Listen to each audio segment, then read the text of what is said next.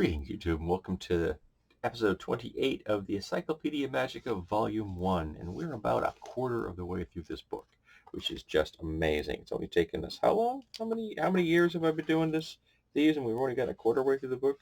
And we are in the section on axes, which is awesome. I love a good axe. I've made quite a few in my day, and I own quite a few. So we're going to start with this one because it's an F, and it's the end of the E's already, so we're going to start with F for Frost Reaver. I don't remember where we was. It's been months since I've done one of these. Okay, we got an XP of 900 and GP of 4500. This is from Tales of the Lance. A Frost Reaver is a heavy battle axe made of ice gathered from a secret location at Ice Wall Glacier. The ice at the glacier is unusually dense, the result of a tremendous pressure exerted for centuries. The knowledge needed to create a Frost Reaver is known only to the revered priests of the Ice Folk, the barbarian tribes that struggle for control of Ice Wall Glacier. If I remember correctly, the Dragonlance system setting has like Norse barbarian dwarves that live up there in the ice realms. This functions as a +4 battle axe. That's kind of cool. Because of the weight and size of the weapon, the wielder must have a strength of 13 or greater to wield it. Okay, that makes sense. The weakness of the weapon is that its temperature freezing causes the device to melt, and a full day of above freezing causes a Frost Reaver to become useless as a weapon. In a warm temperature, the axe becomes worthless in 1d6 hours. So yeah, not the ideal situation. Though I have seen magical ice in settings. I can't remember what setting it was. It was this, you could harvest it and it was this like wonderful dark blue color. And then you could use it to make containers wherein everything inside the container would remain cold. So essentially it was used to make transportation boxes and freezers and things because it would never lose this capacity. It was just this magical stuff. And I thought that was kind of cool. And I don't remember what setting it was in, but I always thought it was kind of cool. Maybe if you built an axe out of something like that so that it had the very cold nature of it and did cold damage kind of thing. But, just for something different because it's not metal, it'd be treated differently. So, yeah, still a cool idea. Then we have the Axe of Garl Glitter Gold. No value because, well, it belongs to a god from the monstrous mythology. The avatar of Garl carries a mithril battle axe +4 fashioned after Arumdina, the weapon used by the god himself. The axe can heal the avatar and only the avatar once per day. That's kind of cool. We have the Axe of Narlin's Battle, which starts with a G. Again, no value, monster mythology. Narlin's avatar uses a battle axe +5 flame tongue of purest adamantite, which slays trolls outright on a successful strike, save versus spell applicable. Oh yeah, it'd be awesome. Trolls hate you for that, carrying that thing. Then we have the Hastelli's Hand, 2,000 XP, 20,000 GP, from Deities and Demigods. I don't know which edition. This hand axe inflicts 2d6 points of damage on a hit and is a +3 weapon. It's a hand axe? That's kind of cool. Nice light weapon, so you can use a shield without any difficulty. I never like some of the ways that they portray battle axes in games. In gaming books, they always these huge double-bitted things that really should only be used by two hands, and even though they're kind of silly. I mean, I'm guilty. I've drawn those things myself. One-handed axes need to be a heck of a lot lighter than you see a lot in illustrations. Then you see Hostelzini's hand, which is different from Hostelitzi's hand, which is 3,000 XP and 30,000 GP, and Deities and Demigods again. This hand axe does 2d10 of damage, and he often throws it at the strongest enemy he faces. So I'm assuming it's going to have like a returning ability because you're not tossing a hand axe that does 2d10 damage, and is magic, obviously, without, getting it back. You don't want somebody else picking that up and then using it on you. Then we have the Axe of Hurling. There are 5 grades, +1 through +5, and they go 1500 GP or XP to 7500 XP, and they go from 15,000 GP to 75,000 GP. So it's a 10-to-1 ratio. And this is from the DM's guide. This axe appears to be a normal hand axe with familiar in practice. However, the possessor eventually discovers that the axe can be hurled to 180 feet and returns to the thrower in the same round, whether or not it scores a hit. Damage inflicted by the axe throwing is twice normal damage. That's pretty good. With the weapon's magical bonus added thereafter. So you would do double damage normal, then you get the bonus of the magical bonus tacked on top of that. The axe causes only normal damage plus magical bonuses when used as a handheld weapon. Okay, so it's really designed. They very much encouraging you to chuck this thing. So you're going to want to put that point blank feat with this thing. That's kind of cool. I like this. I like this a lot. I don't remember it, but I like it. After each week of using the weapon, the possessor has a 1 in 8 chance of discovering the full properties of the weapon, and in the event the magical properties of the weapon are fully known to the possessor after 8 full weeks of familiarization. That's a tough word to say. The magic at the bonus of the axe or hurling is determined by reference to the table below. Yeah, but it's just and there's a random D20 chart for you to figure out which bonus is the axe. And we have Lortz's Battle. This is 1200 XP, 6000 GP, so a 5-to-1. Adventures in Blackmoor. Used by a dwarf, this weapon is a battle axe +2/+3 versus orcs and goblins, and has the power to detect magic and see invisible, like a magic sword. When used by a dwarf in melee, it raises the morale of the dwarves by 1 and lowers the morale of any orcs or goblins by 2. Back in the days when we had morale. I kind of miss morale. Then we have one from Maglupliats. I cannot tell you if I'm saying that right. It's all owned by a god. It doesn't get any stats like that. This is an avatar employs a huge bloodied coal black +4 axe that has the properties of a sword of sharpness. It sounds like a double-handed weapon to me. We have the Axe Might of Heroes, XP 1500, GP 12,000, Dragon Magazine 16, way back in the early days. This axe is +3 on attack rolls and does 2d8 points of damage. That's pretty solid. Then we have Moildeus,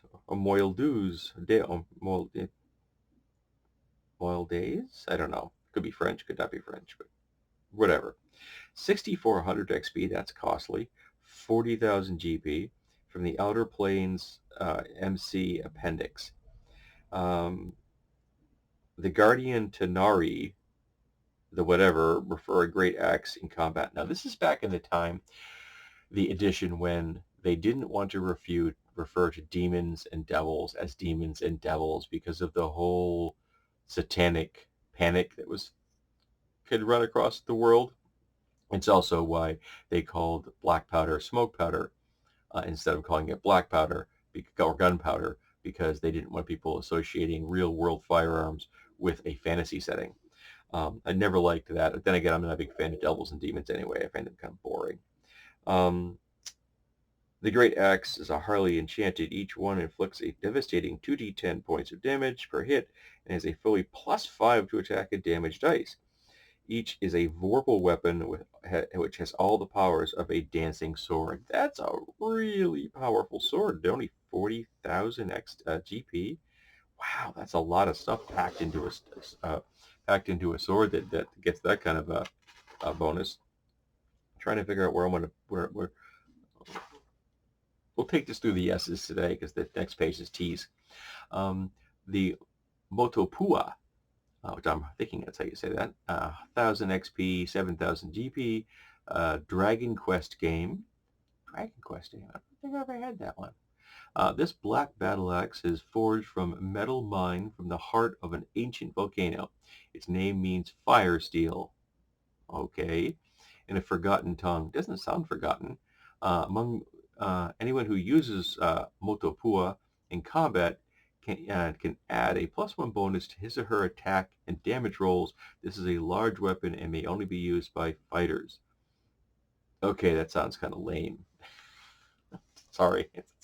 It's a really nice background concept, but at the result is a really lame axe. We have Nana Sin's Black Axe, 1500 XP, 12,000 GP, Days and Demigods.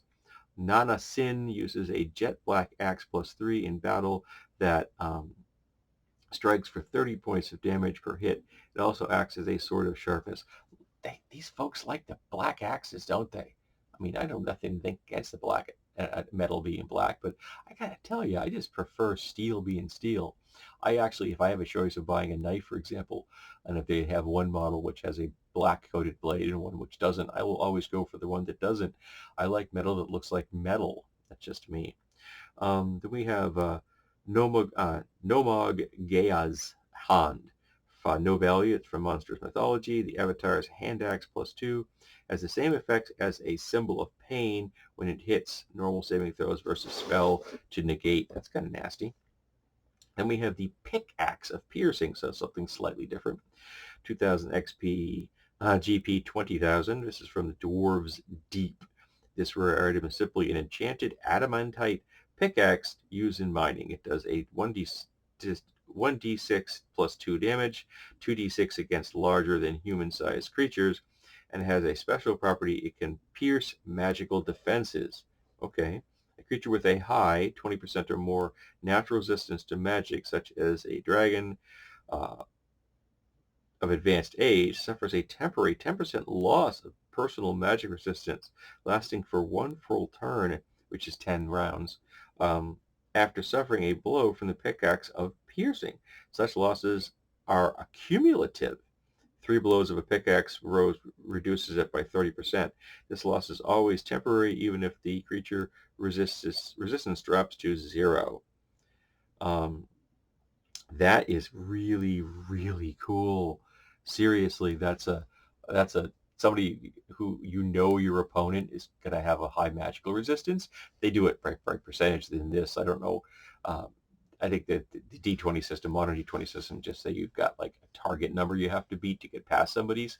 Um, so I would just say that, effectively that once you've suffered a hit, that your resistance goes down by so many points.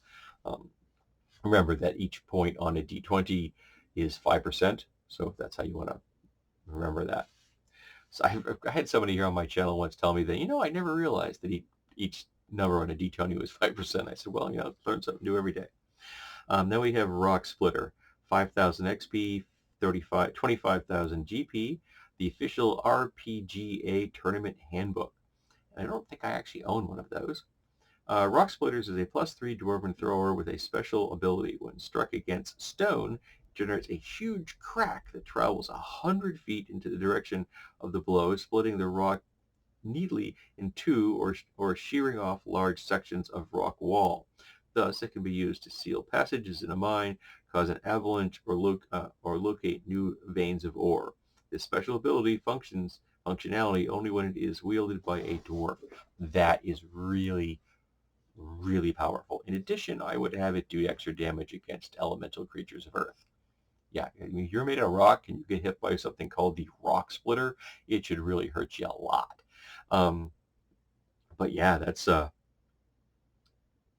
cool. How would you do the mechanics on that though? I have to think about that.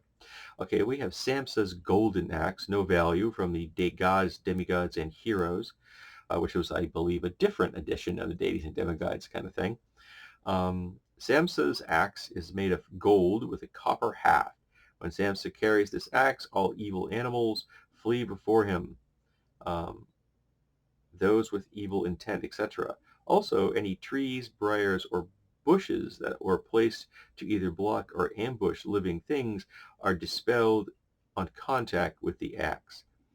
Now, okay, so it basically keeps your path clear from magically cast, obscuring plant stuff. Cool, fine. Animals are neutral? How can an animal have an evil intent? Now, someone could magically control an animal and order an animal to commit an act which would be construed as evil, but the animal themselves is still neutral.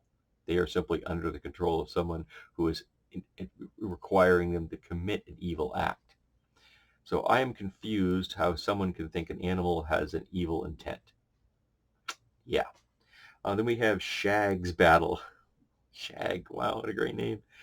300 XP, 3000 GP. This is from the 1993 collector card number 462. I have that set. I have an entire collector card set. It is still sealed in plastic. I've never opened it. I should make a decision about that and decide if I want to either sell it or uh, uh, open it up and look at the cards.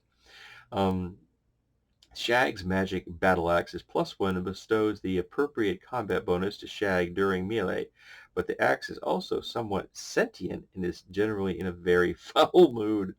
Although the axe cannot communicate with anyone directly, Shag can pick up bits and pieces of the axe's emotions, which have a definitive influence on his own.